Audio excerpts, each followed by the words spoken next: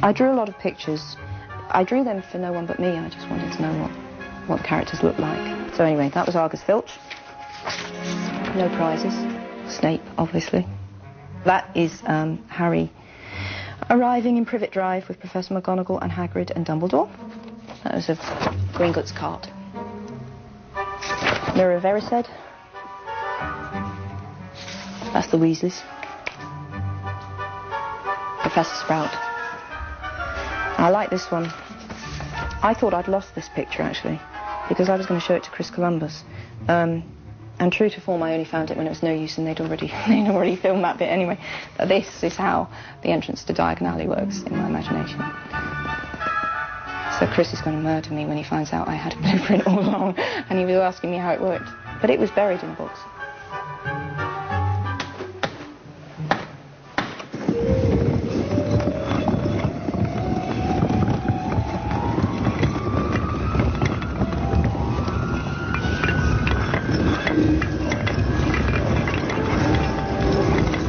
Welcome, Harry, to Diagon Alley.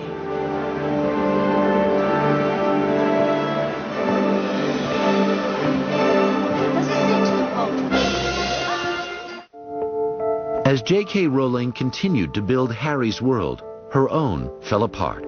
She arrived in Edinburgh in 1993 after a brief time teaching English in Portugal. There she'd married, had a baby, and then left her husband. She had no job, virtually no money, and a tiny daughter to support. That was the phase where the penniless single mother sort of tag to my name came along, which was true, but it wasn't enough that I was a penniless single mother. I had to write on napkins because I couldn't afford paper, and then we started straying into the realms of the ridiculous. Let's not exaggerate here. Let's not pretend I had to write on napkins, because I didn't. They started sort of adding little bits and pieces that just weren't necessary because the stark reality was bad enough. Haven't been back here since 1994 when I moved out, and I don't like being back here, which is no offence to the place, but I've kind of avoided this place since I moved out, in just in deference to the fact that it was a pretty unhappy 6 months. I did a lot of writing here. I would say it's here that really the first book became a book, as opposed to 3 chapters in a collection of notes. So we're going to go in then? Go. You couldn't really, objectively speaking, look around and say, well, you've made a success of your life. I was 28. I was living on benefit. I was living on about £70 a week. I had no work. And to suddenly be in a position where actually I couldn't support myself, because obviously anyone who's tried to get state childcare will know that you'll be very lucky to get the kind of childcare that means you can work even part-time. So it was all a real shock to the system. Oh my God. This is so different. Oh my gosh.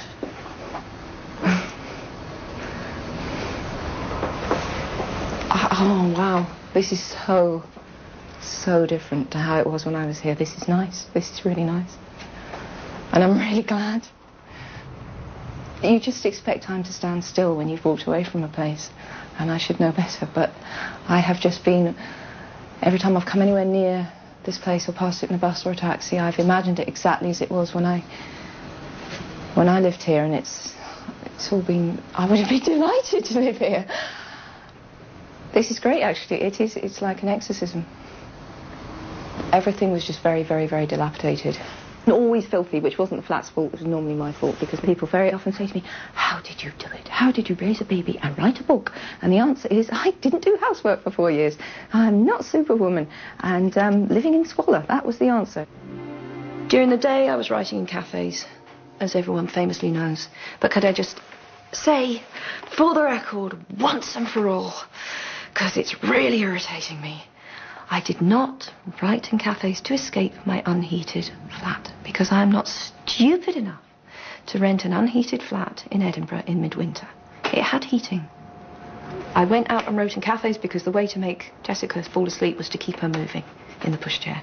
So I used to take her out, tire her out, put her in the pushchair, walk her along, the moment she fell asleep, into the nearest cafe and write.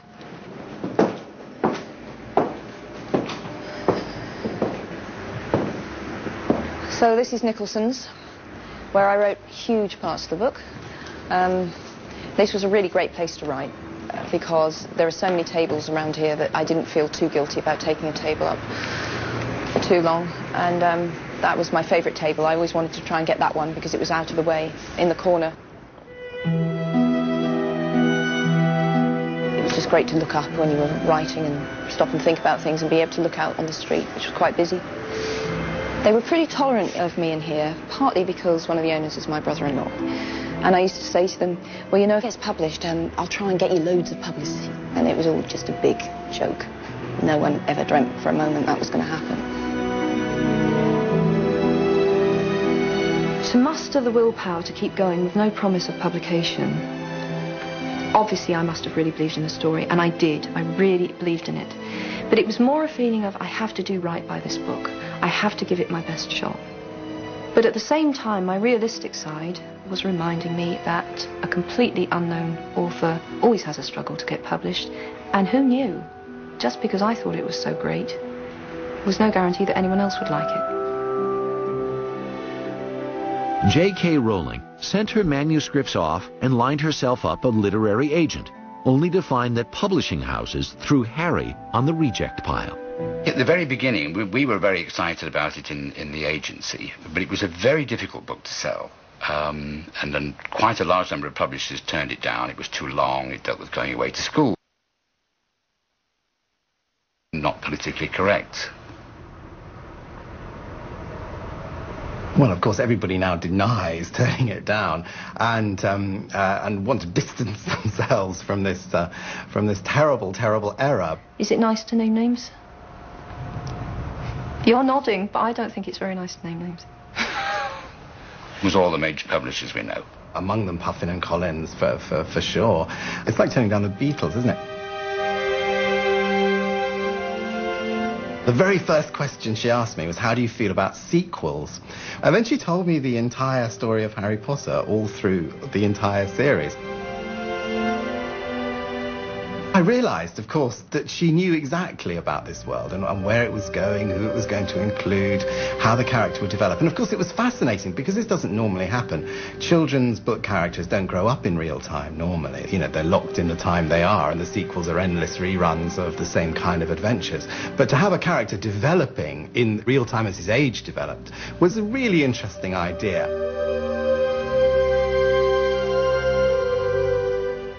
I gave Jo one memorable piece of advice. After our first lunch together, we were sitting down, and I said, the important thing, Jo, is for you to keep your real job. He said, Barry said, and Christopher, my agent, also said to me, Children's authors really don't make any money. They both of them were at pains to say to me, you know, we really like the book, but, you know, it's not that commercial. Bloomsbury Publishing acquired what would become the biggest phenomenon in modern literature for only £2,500. That's about $4,000. That was second to the birth of my daughter, the best moment of my life.